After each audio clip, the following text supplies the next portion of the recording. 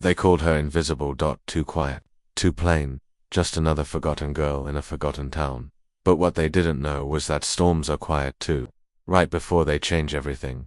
In a dusty corner of South Carolina, in a small town where dreams rarely stretched past the gas station sign, lived a girl named Ellie Carter. She wore the same sneakers every year until they gave up on her. She walked to school with her head down, not from shame, but from habit. Life had taught her to stay small, stay quiet, and most of all stay unnoticed. At Jefferson High, Ellie was the girl no one sat next to, not because she was mean, not because she was weird, but because no one thought she mattered enough to sit beside. She carried her books in a grocery bag, wrote her essays on the back of old bills her mum saved from the mailbox.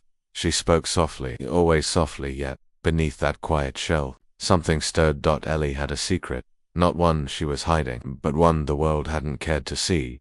She could write stories, lyrics, speeches, not from textbooks but from the pages of her pain, her hope, and her truth. Every night under the dim light of a kitchen bulb that buzzed more than it shined, Ellie would write, not for fame, not for grades, but because it was the only place her voice felt real. Then came senior year. The school announced an essay competition. Topic, asterisk, what it means to rise. Asterisk, no one noticed Ellie submit her paper. No one cared enough to ask. But when the results came in, they didn't just call her name, they read her essay to the entire school. Her words silenced the hallways. They weren't filled with fancy quotes, or big vocabulary. They were filled with something more powerful. Honesty. She wrote about growing up with nothing, about hearing her mum cry behind bathroom doors, about holding her brother's hand when the lights got cut off again, about rising, in spite of that pain but because of it. When the final word was read, no one clapped right away, not because they didn't care, but because they were stunned. They saw her for the first time. The same kids who ignored her now wanted to sit with her. The same teachers who forgot her name now quoted her in class. Her story traveled beyond the town. The local news ran it. Then a regional blog picked it up. One day an Ivy League professor sent her an email that simply read, "Your voice matters. We'd love to help it grow."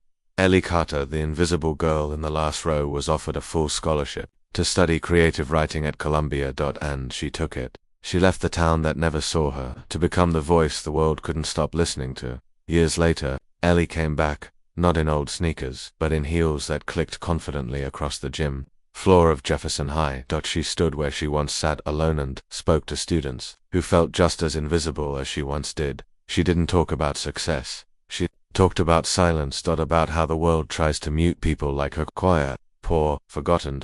And how choosing to speak anyway changes everything. Some of you listening right now feel like Ellie once did, small, unseen, like your story doesn't matter. But hear this, you don't need applause to be important. You don't need money to be powerful, and you don't need permission to rise. You only need your truth and the courage to speak it. So write, sing, build. Fight, speak, because someone somewhere is waiting for exactly what only you can say.